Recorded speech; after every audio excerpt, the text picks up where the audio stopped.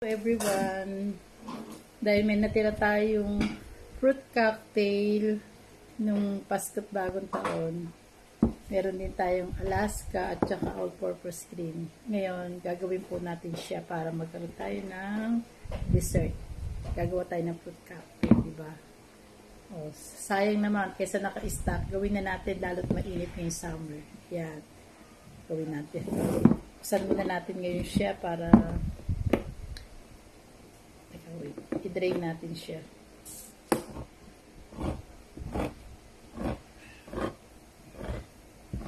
Yan. Kanina sana bibili kaming halo-halo. Wala kaming nabili. Yung hinatid namin si Jaden sa school. Kaya naisipan ko na lang gawin to. Yan, o.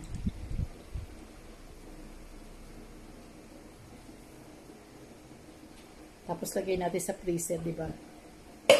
Para maging ice cream. Yan. Drain muna natin siya. Yan. Tapos yung all-purpose cream ko, nilagay ko na to sa, nakalagay sa rep kaya malamig na siya. Yan. Meron pa siyang tubig. Salain natin siya mabuti. Yan. Tapos gagawa ko ng, teka, tapusin muna natin ito. Yan. May tubig pa, oh. Salain natin mabuti para, ano, hindi siya madaling mapanis. Pero konti lang to. Sarap.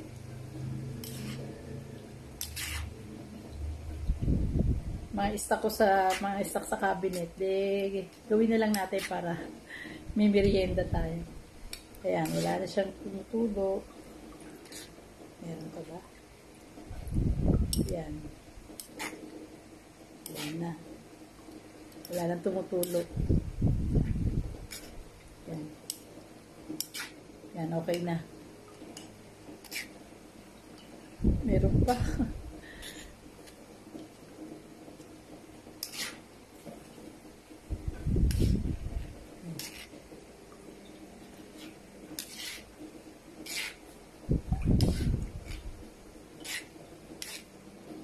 Gusto ko yung kaong eh. Yan, may kaong. Tikman natin. Wow. Ayan.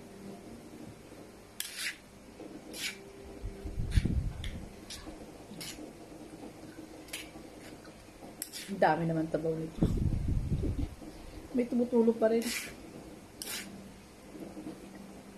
Tapos itong pinaka-juice, tinatabi ko yan, nilalagay ko sa rep.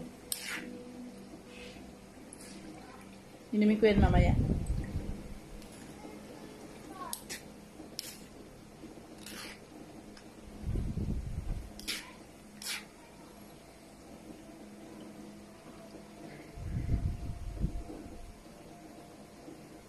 Yan, okay na. Wala na siyang tulog.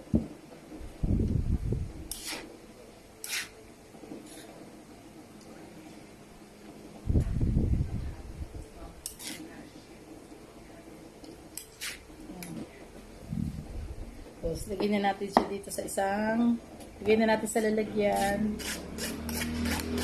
Ayan. Ayan na, oh. Diba? Tapos, buksan natin tong Alaska Condense.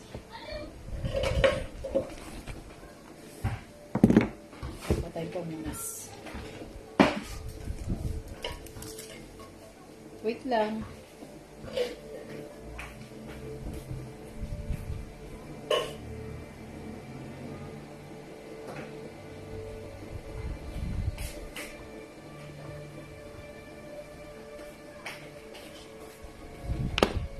Muna ang pamunas. Punas ako ibabaw ng lata. Ayan, ito na ngayon yung ating condense. Buksan na rin natin. Ay.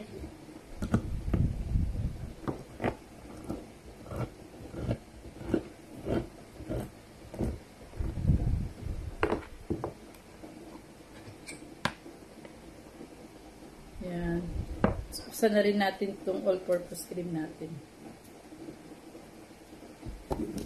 Yan.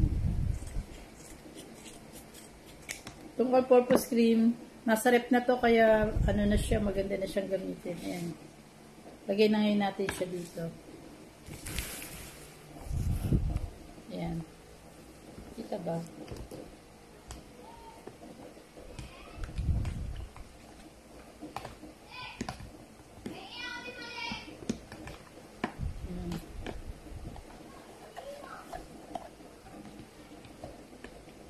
Lagyan natin ng gatas. Yung gatas ko mukhang marami.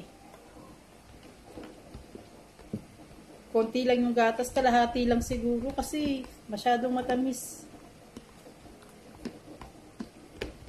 Kailangan kumutay ng isang kutsara para mas-testing natin kung anong lasa. Patay sa kutsara.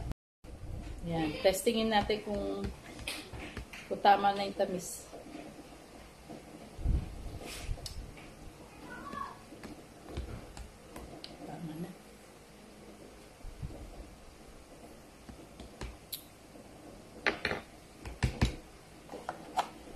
Harap.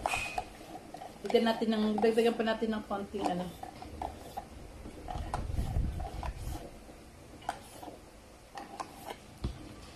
Dagdagan pa natin ng konting gatas.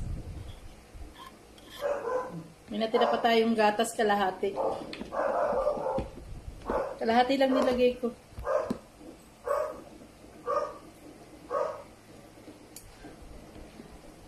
Ang sarap.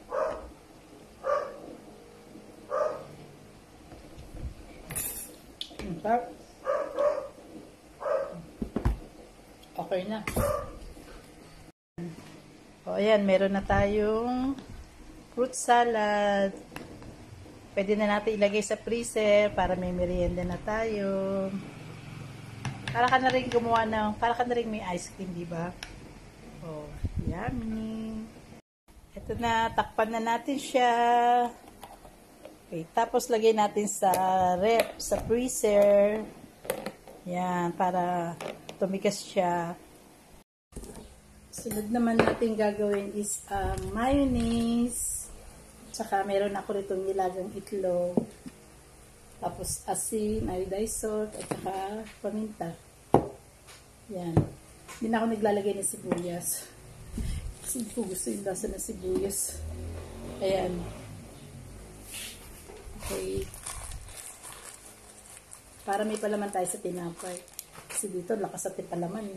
Pinasa muna natin ito. Tsaka yung naglaga na ako ng itlog kanina para mabilis. Tapos punasan natin ng konti ito para hindi siya basa-basa. Para hindi madaling masira yung ating mayonnaise. Yan. Tinatanggal ko yung mga basa-basa kasi. Ayan. Pinunasan ko siya ng tissue. And then, iwain natin siya ng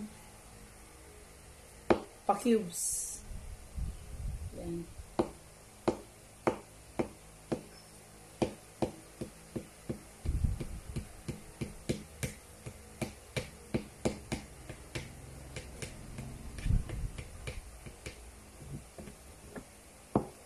Yan, paganyan lang. Lagyan natin sa isang lalagyan. Yan. Isa pa. Bali 5 egg yung nilaga ko.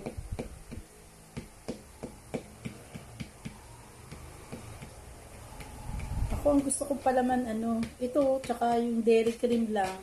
Pero sa peanut, hindi ako mahilig sa peanut butter. Yung mister ko ang hilig sa peanut butter. Kayo ba, anong gusto niyo palaman? Tapos itong mayonnaise ko, 200 ml lang. Yan.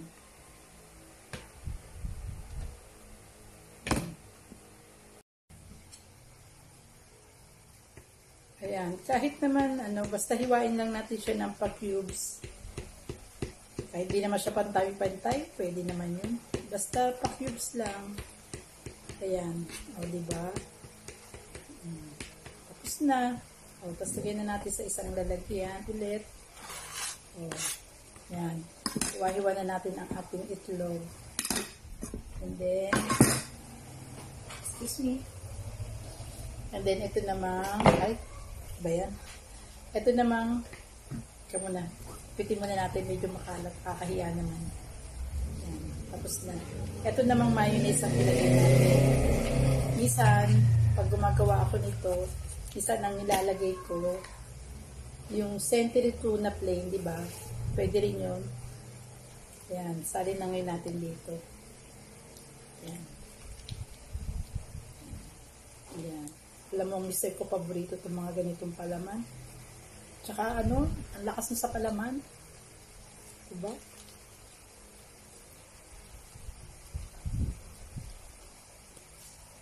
Ay, wala pala akong kutsara dito. Kalimutan ko kumuha ng kutsara. Teka, kuha muna po ako ng kutsara. Wait lang. Kuha tayong kutsara. Ayan. Ayan, tapos na. Haluin na lang natin siya. Tapos lagyan natin siya. Sinutin natin, mayroon pa laman eh. Ayan. Ayan. Ayan. Diba? Tapos lagyan natin siya ng may na lang natin. Iodized salt. Pasensya na kayo, malinis naman po kamay ko Mas maganda kinakamay para tansyado mo. Kasi mamaya mabigla, maalat. Ito, tapos konting paminta lang. Yan. Pwede rin itong lagyan ng ano yung ano ba tawag doon? Nakalimutan ko na. Basta kung ano na lang yung nandito sa bahay na naka-stock, okay na yan. Simple lang. Huwag na natin gandahan. Tsaka magkapanahon ngayon, kailangan magtipid tayo, diba? Okay yan. Huwag tayo na isang kutsara. Siyempre, titikman natin para malaman natin kung tama ba yung alat. Pasensya na kayo. Pasensya na, hindi nakaprepare ang ating... Tikman natin kung tama na yung alat. Tama na. Haluin na lang natin mabuti para konting paminta. Yan. Kita nyo po ba? Yan, meron na tayong yung palaman. Meron na rin tayong nagawang dessert. Yan, di ba? Tapos ilagay natin yung sa rep. Meron kaming tasty dito. Meron kaming gordina. Yan. Oh. Ito nyo. Mamaya merienda na yan. Mamaya, bibidyo natin yan. Tapos maraming salamat po nga pala sa inyo. Shout out po sa aking mga friends sa YT, sa Team Dabarkat. Shout out po sa inyo lahat. Ang dami po nila eh. Pero sige, isa-isahin ko po sila lahat. Unang-una, syempre, nagpapasalamat muna po pala ako kasi hindi ako nakapagpasalamat. Pero nakapagpasalamat din naman po ako. Kaya lang kasi pasensya na kayo. Alam niyo naman, hindi ako mahilig mag-shout out. At saka, syempre, medyo marami pa tayo dapat alamin sa pagbablog. Saka nagpapasalamat po ako sa inyong lahat, sa support niyo. Ito na yung pagkakataon ko. Kapag salita ako ngayon kasi wala yung apo kong makulit. Anyway, tapos na naman po itong ano natin. Tapos naman na po itong aking mayonnaise. Pwede na siyang ilagay sa rep. Ayan. Shout out lang muna ako. At magkukwento ako saglit ng konti. Nagpapasalamat po ako sa aking mga friends sa YT na sumuporta sa akin na hindi ako talaga iniwan hanggang sa hindi ako namomoni. Siyempre, unang-una sa aking mga friends dyan sa YT, unang-una kay Coach Mike na talagang pinagtyagaan akong turuan, pinagtyagaan akong suportahan. Maraming salamat po, Coach Mike, kasi alam ko, nakukulitan din kayo sa akin kasi ang mahirap akong minsan, dami kong tanong. Siyempre, kailangan, di ba, sabi nga nila, kailangan matutong magtanong ka. Kasi pag di ka nagtanong, di mo naman malalaman, di ba? Tapos, thank you rin po kay Sis Ed. Maraming salamat po. Kay Sis Ped, naku, sobra-sobra po thank you sa inyong tatlo. Kasi alam ko nandyan kayo lagi sa inyong tatlo. At syempre, yung Team Dabarkats ko, si Sis Flor, Sis Chin, Sis MB, Sis Inday Sara, Sis Mayan, kasi syempre yung sa Team Dabarkats, kasama na rin doon si Coach, si Sis Eds, at syempre yung aming Team Survivor, na nandiyan dyan. Maraming salamat po sa inyo lahat. Hindi ko na po kayo isa-isahin. Alam niyo na po yung kung sino. Thank you very much din po sa support niyo po sa akin. Ngayon lang po ako nakapag-shout out kasi medyo tahimik. Walang TV. Kasi minsan hindi ako puro voice over lang ako. Kasi nga ang hirap dahil may alaga ka, maingay, tapos may TV. Ito pwede na nakakapag-shout out ka. At saka habang naghihintay ako ng oras pagsundo sa aking apo, ayan, naisipan kong gumawa ng mayonnaise at saka yung buko. Yung fruit salad, nagawa ko po siya. Anyway, thank you po sa inyo lahat. Salamat po. Sana po paki-click naman po ang aking i-click po and like and subscribe naman po sa inyo. Thank you. God bless po. Bye-bye.